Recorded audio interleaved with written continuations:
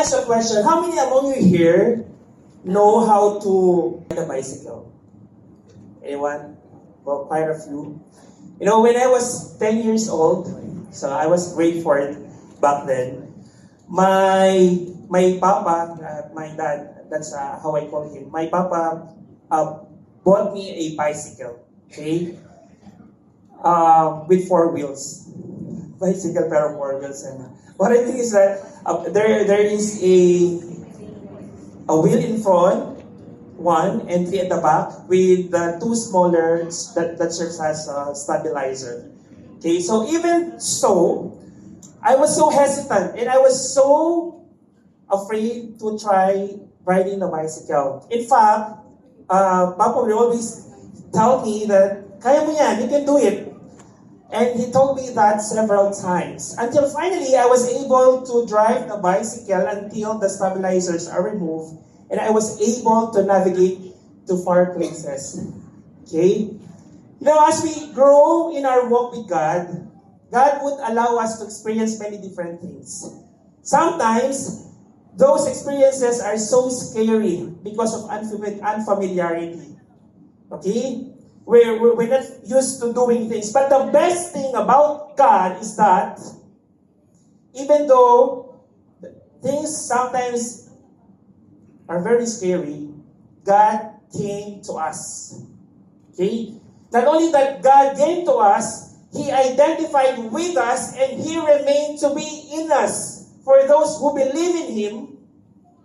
And when I say in Him, I'm talking about Jesus, because for those who believe in Jesus, God gave His power. That's why we entitled tonight's topic about the Spirit's power. What is this power all about? We will all gonna find out all together as I invite you to please rise as we read our text from the Gospel of John in chapter 20, verses 19 to 22, 4 verses. And we will all be reading from the ESV. In verse 19 it says, on the evening of that day, the first day of the week, the doors being locked where the disciples were for the fear of the Jews, Jesus came and stood among them and said to them, peace be with you. When he had said this, he showed them his hands and his side. Then the disciples were glad when they saw the Lord. Jesus said to them again, peace be with you. As the Father has sent me, even so I am sending you. And when he had said this, he breathed on them and said to them, receive the Holy Spirit. Let's pray. Father, thank you for sending your Son to all of us.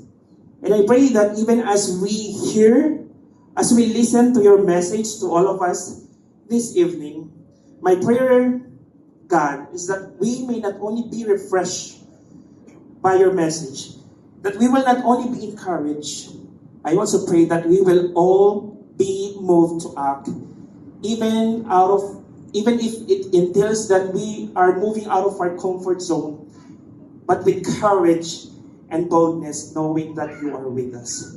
All this we ask and pray in Jesus' name. Amen. All right, so you may all be seated. You know, if you were here last week, we talked about Jesus dying on the cross, right? The Son's sacrifice. Through the crucifixion, through the crucifixion, our sins were forgiven. And we are reconciled back to God. But the question is, will that be the end? Because otherwise, Jesus already comes. But it's not yet. Not yet. It's not yet the end of it. Because God has a plan. His plan is for the gospel to be passed on to the ends of the earth. Okay? And Jesus would not do that on his own alone, although he can do that. But he chose to partner with us. He chose to partner together with ordinary people like his disciples, people like you and me. You know, here's the thing, here's what happened. After Jesus' resurrection, Jesus appeared to his disciples. First, It was with Mary. And then, he also appeared to his other disciples, including those in the upper room. Remember, this is the place where Jesus did the Last Supper. The disciples went back in that upper room. Okay? So that's the background of this passage that we read. Jesus has already been crucified, and then 3 days later, he resurrected and he appeared to his disciples. Alright? So when Jesus came, he not only came to witness for the disciples that he indeed has risen from the dead, but he also came primarily for them to witness for him, for Jesus. And for Jesus to be able to fulfill what he had promised. The promise that he will give the Holy Spirit to them. And so, the question that we want to raise tonight is this. How does Jesus equip the disciples, and by extension us, for the mission that he has given us?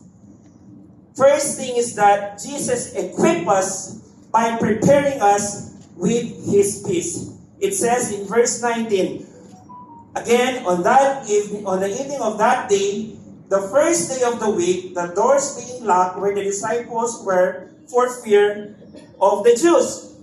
Alright, so if you track the story, okay, when Jesus was arrested and crucified, many of his disciples fled and abandoned him for fear of their lives. And I think it's just it's a normal course of action to any person to do like that. But when Jesus resurrected, this is what he did. If we continue in verse 19, it says, Jesus came and stood among them and said to them, "Peace be with you." You know, those words that Jesus said have profound meaning. First of all, okay, imagine that you are one of the disciples of Jesus. You might be telling to yourself, okay, you are in that upper room. You lock the door. You have so much fear. You might be telling yourself that the very person whom they have spent for the last 3 years is dead. If Jesus is dead, that means they are also dead. That means everything that they have accomplished together with Jesus has come to nothing. The mission is a failure. It's pointless. They all labored in vain. Then, to their surprise, all of a sudden, Jesus appeared right in front of them, very much alive in the flesh, and these very words that he said is that, "Peace be with you." That means, wherever the disciples are thinking, they were all wrong. Okay? They were not abandoned all along by Jesus. In fact, he came back to them. And he came back to them by giving his peace. Peace in the sense that, again, he went back for them. His very presence brought peace to the disciples. Why? Because during that time, Jesus knew that they are full of fear. And the only thing for them to be able to remove that fear or to calm them is by giving Jesus his peace. You know, I kind of liken Jesus telling his disciples to our daughter, Kelly. Well, you here have toddlers, okay? They want to do a lot of things, but at the same time, they are so much afraid to do those things. And the moment we tell them, especially when I see our daughter or her mom see her daughter, that, "Teddy, you can do it, I'm with you." Even though she's fearful, she would still do it. I kind of like imagine if a parent can give confidence and peace to their daughter, what more Jesus can give to those people who are experiencing fear in their life. So my question is, what fear do you have or do you experience at the moment that cripples your walk in Jesus? Is it loss of job? Is it job security? Is it about health or sickness or death or even the future? Know for a certain that Jesus came. If Jesus came with his disciples, he also came for all of us. And he has given them his peace. You know, Jesus said, he is our Prince of Peace. Jesus is our peace. And his peace is more than enough for us to conquer our fears. Not that we lack fear, but the presence of Jesus with his peace help us to be able to conquer our fear while we go through them.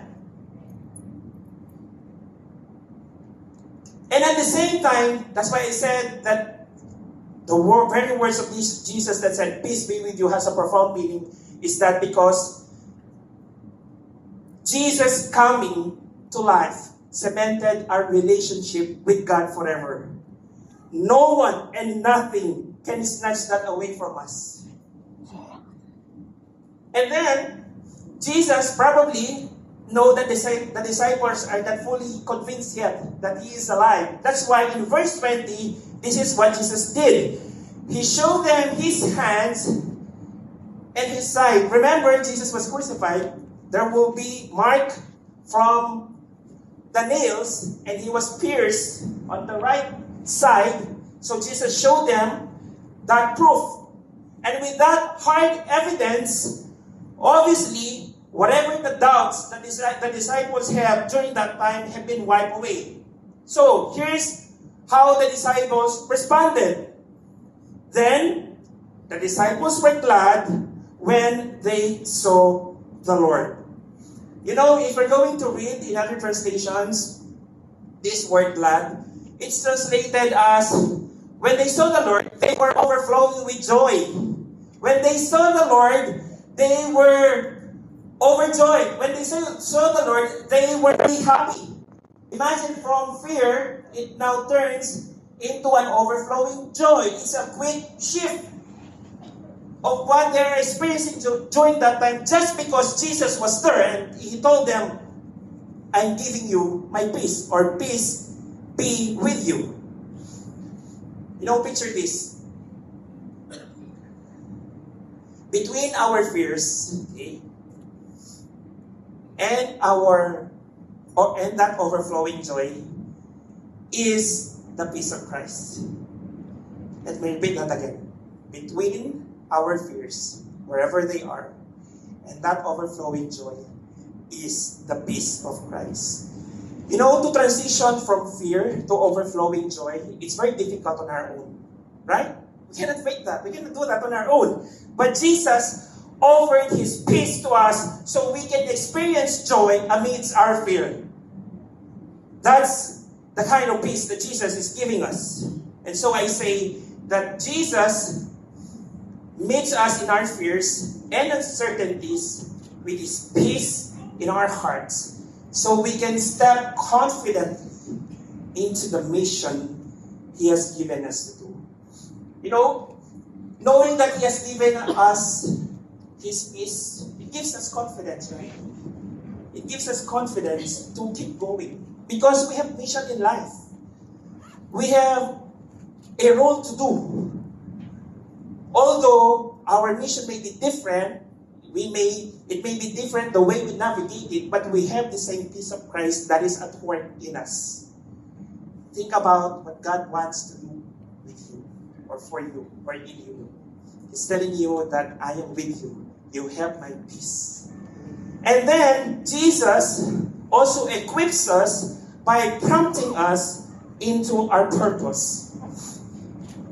It says there, in continuation, in verse 21, Jesus said to them again, peace be with you. Alright? Jesus repeated those words.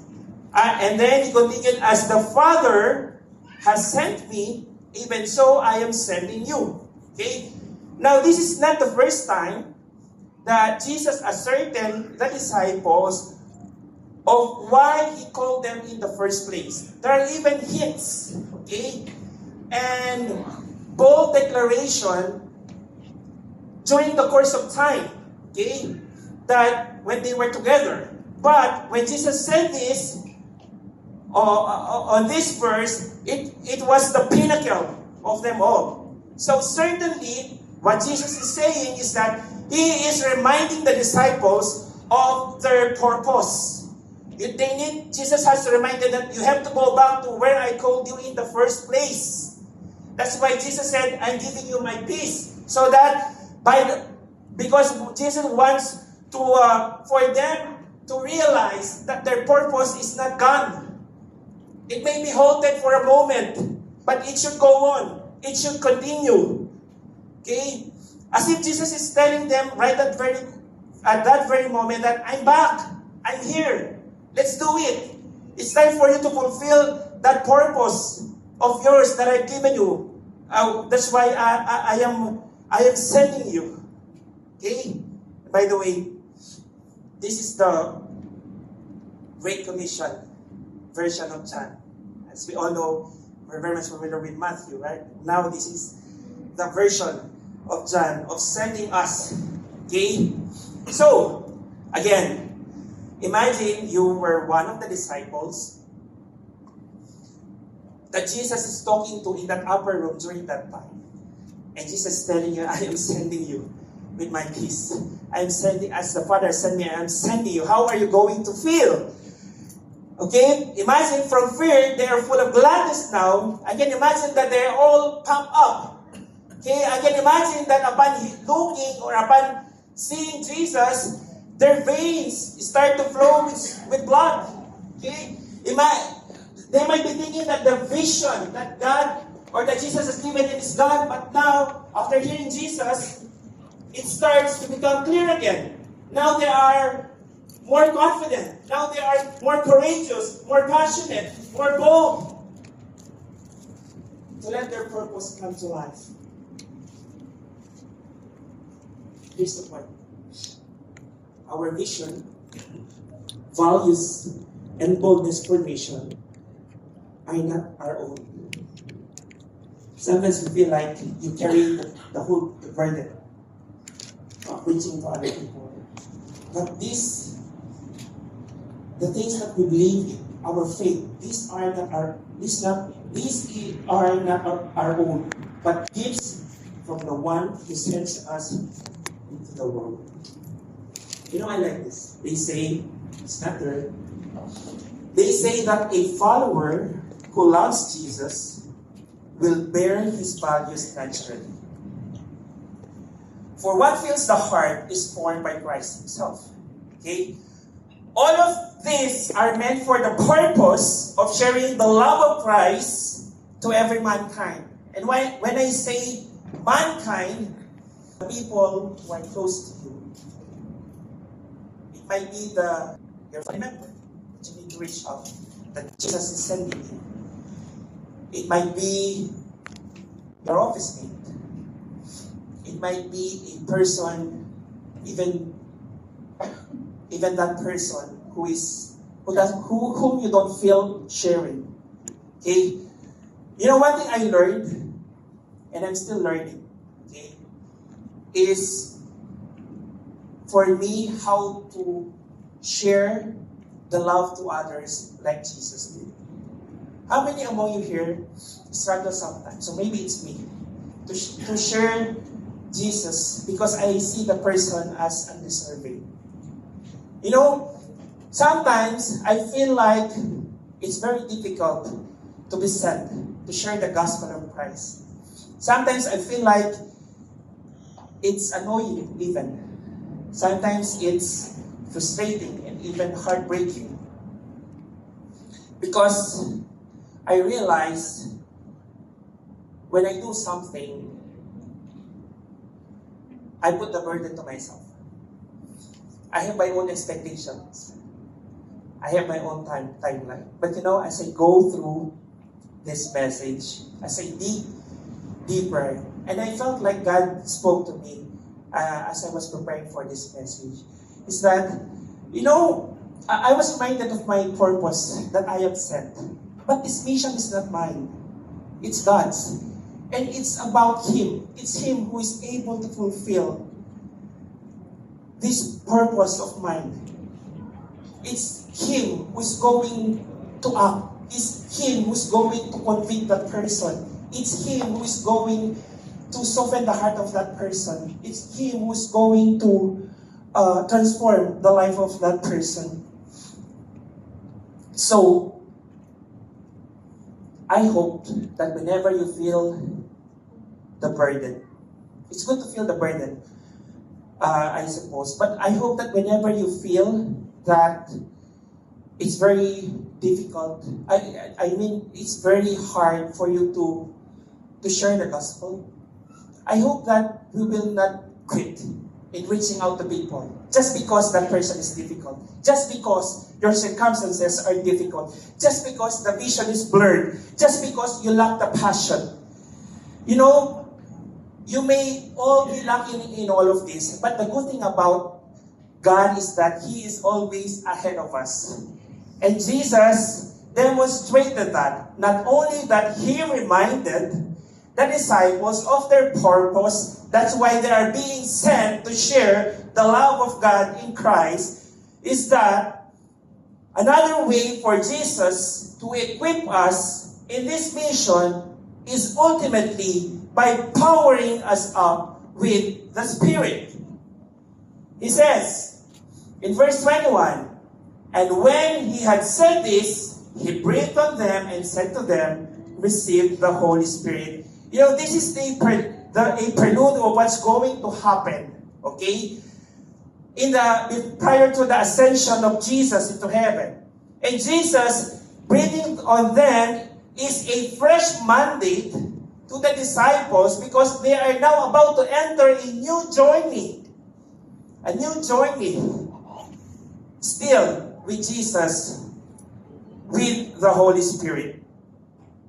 You know, the receiving of the Holy Spirit that Jesus said here is rather symbolic because it's going to be fulfilled later on. But Jesus telling them to receive the Holy Spirit is a confirmation of the promise that is about to be fulfilled. Remember, Jesus said to the disciples, I need to go because if I will not go, the Helper will not come. Okay? Let me tell you this. When Jesus said, receive the Holy Spirit, it is the same Holy Spirit who raised Jesus from the dead. The same Holy Spirit that is given to the disciples is the same Holy Spirit who has been given to us and who is at work in us. Okay? While it's good to know and fulfill our purpose, we may accomplish much with that purpose, but without the power of the Holy Spirit, everything won't last. It won't stand the test of time. Okay? That's why I say that our partnership with the Holy Spirit is irreplaceable. It's non-negotiable. In fact, it's paramount. It's a supreme. That's the reality that we need. It's very important because with the Holy Spirit, He's the one who's fueling us up to keep the hope for people. Not our hope, but the hope that we carry as the Holy Spirit empowers us.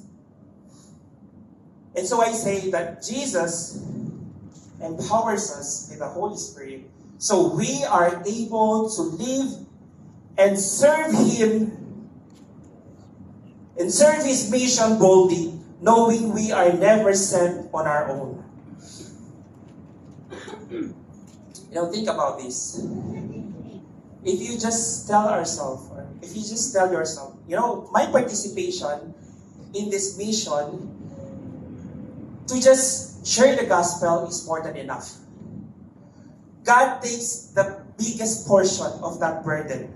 Again, just like what I said a while ago, it is the work of God through the Holy Spirit to talk to that person that God is leading you, that God is sending you.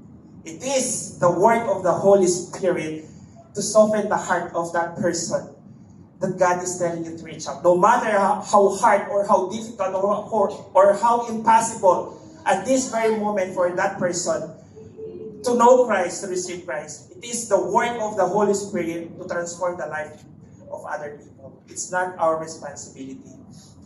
And like what Kuya Robert said, our role is only to show up. Because when we do, God will surely show up by showing His power on the life of those people that God wants us to reach out.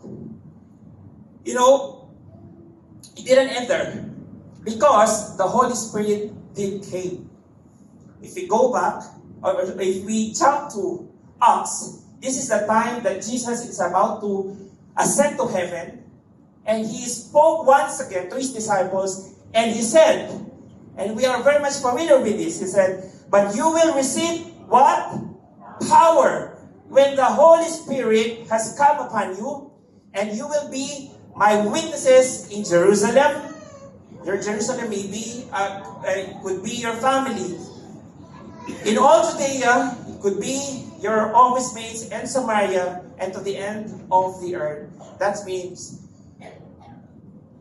whoever people, we are not to choose. Okay?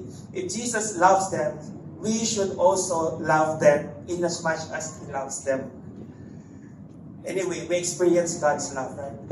We all experience the work of God in our lives. We are a living testimony of that power. If you say that God has transformed me, God can also do that to others. Think about your family. Maybe you're praying for the longest time, and you feel like you already exerted your effort. You already prayed so much about them. Or maybe you ask, did I really pray much about them? Sometimes we just need to go back to where God has called us, His purpose in us. Okay? Even though there are so many hesitations, even though you have a lot of fears right now, maybe you think or you feel like, Lord, I don't have the means and the capacity to be an instrument of yours. God is the God of miracles. Remember, the Holy Spirit is in you. He is your greatest weapon that Jesus has given to each one of us for the gospel to advance. For the gospel that we're talking about is the love of Christ to be experienced by other people. The question is, have you experienced the love of Christ in your life? If you did, and I'm sure you did, that's the kind of message that Jesus wants us when He sent us. And He said that, I am not sending you alone. You are not on your own. But I am sending you with the power, the greatest gift that you could ever receive. And that's the Holy Spirit. So as I end and as I close our music team, here's the thing. As I leave you our takeaway, it says there, we're all empowered by the Holy Spirit, right? Empowered by the Holy Spirit, we can move boldly with the peace and purpose of Jesus, living up the mission God has entrusted to us. Remember that very truth, that we have the Holy Spirit in us. So I would like to pray for you at this very moment. I would like to invite you to please stand